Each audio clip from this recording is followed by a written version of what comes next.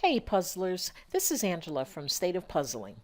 In this video, I want to share a part of my early puzzle studio setup.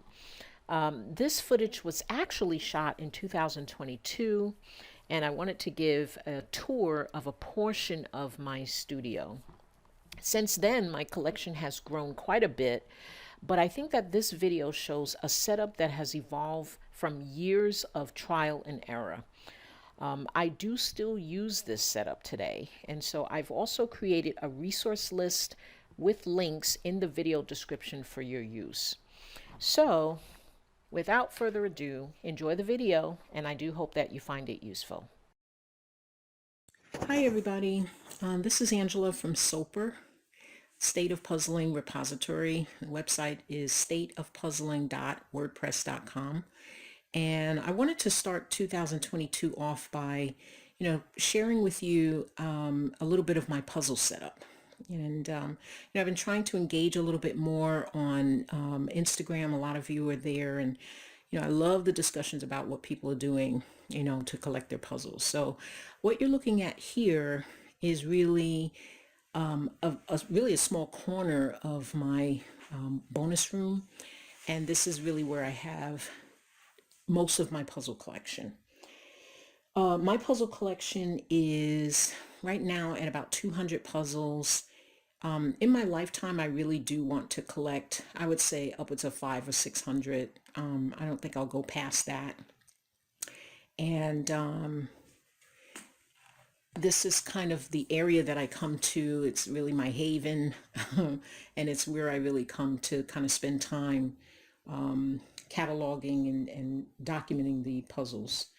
So I wanted to just kind of show this setup and really start some discussions on, what some of the best practices are. For those of you, who have encountered my site on Instagram, you know that I've been puzzling for over 30 years, and I primarily work with cardboard puzzles. I'm really just getting into some of the wooden puzzles. I think there's some great movement by companies out there like Wentworth. Stave Puzzles is very nice, and I think there have been some companies that have really been doing some great stuff over the years, and so I'm kind of just looking to venture out into that area just a little bit. But I wanted to just introduce you to some of the areas that I have and what I have going on here. So I just want to note that the puzzles that you're seeing here, and I'll start zooming in on some of this stuff, I primarily store them. I love storing them on wire shelving. I've used a lot of things over the years. I feel like these are the most versatile. And I'll certainly put all these links, to accessories and things that you might be seeing. There's some puzzle sorters up there. My shelves are on wheels, and so they're totally portable.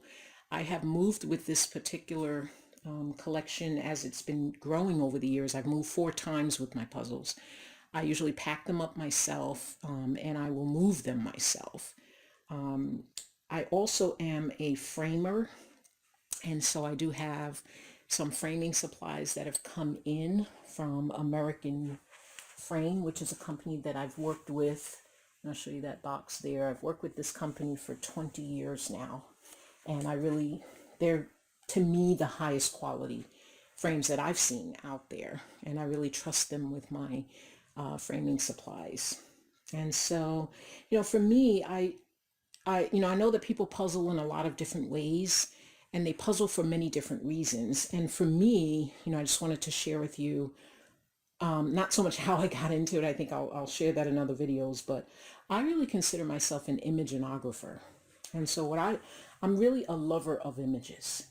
And puzzling for me is just a way to, you not only can do a puzzle, you have the experience of actually puzzling, but then you're creating this image that really you can preserve over time. And I just love that. And so in my puzzling, I consider myself a puzzler first. I'm a collector of images. I'm a very visual person. I like to do research on the images that I choose. So when I choose a puzzle, I'm a lot of times choosing it for the puzzle, for the company, for the image. And then I'm also a framer.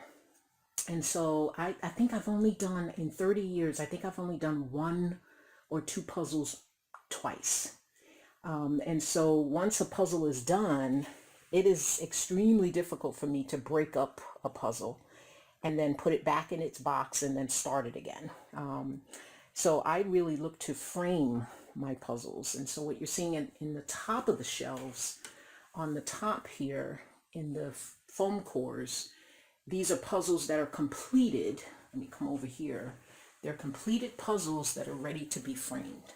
And so once I complete a puzzle, then I will back it with this shelving, the shelf liner. This is a Temp shelf liner. I've used this for 10 years.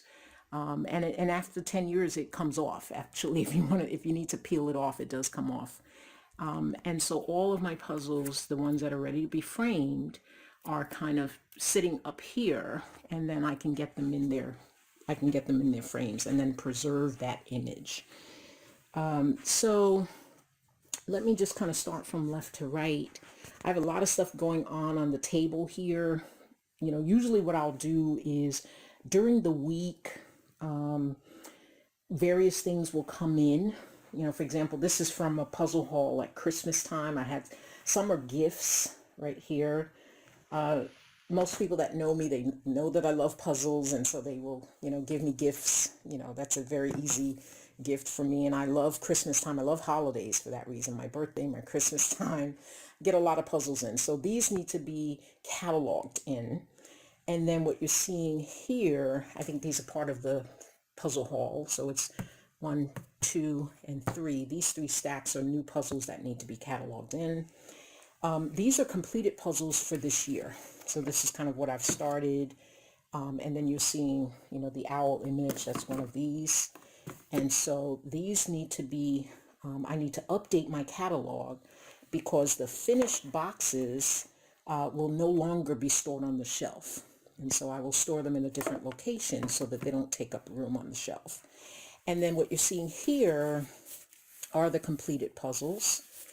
And so these will need to be backed. Notice here, I'm trying to pick it up.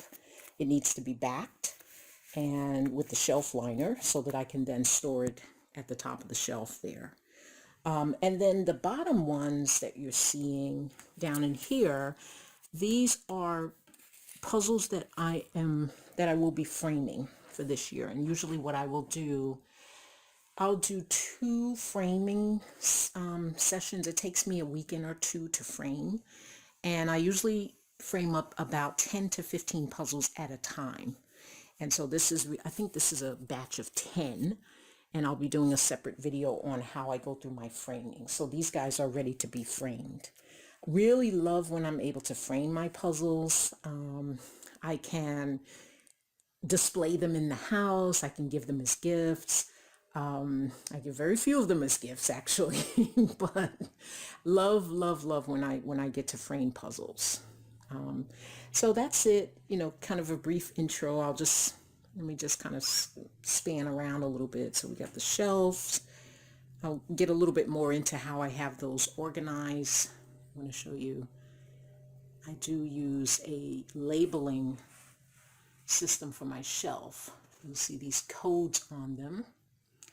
And I like to use that labeling system. You'll also see that there's a catalog number on the puzzles. And they're not in order. Okay, so that way I have the flexibility of storing them anywhere.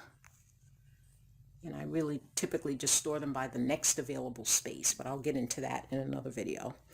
On the side here, you know, I do have kind of really a utility cart. And I have really more like a toolbox. This here is an essential materials box when I'm up here, so I don't have to go running back and forth for my materials.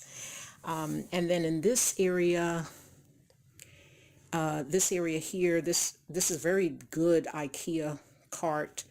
I do have puzzle supplies in here. I have a print collection that is up in here. And so this is really, you know, very good space for that. And then I keep rolls of the shelf liner. You can see kind of the rolls in the back. I keep rolls of those. And then I also have storage for my puzzle caddies. So when I'm traveling, I can actually bring puzzles that I'm working on. I actually usually bring, when we go to the beach, I bring 2 to 3 puzzles with me and I'm working on those puzzles. And so they can travel very well with me. I'll do another video, separate video on that as well. So I do not actually do puzzling up in this space. I feel like my puzzling area is very portable. And so I puzzle in the bedroom, I puzzle in my living room, I puzzle in my office. I can really puzzle anywhere to when I'm working on a puzzle.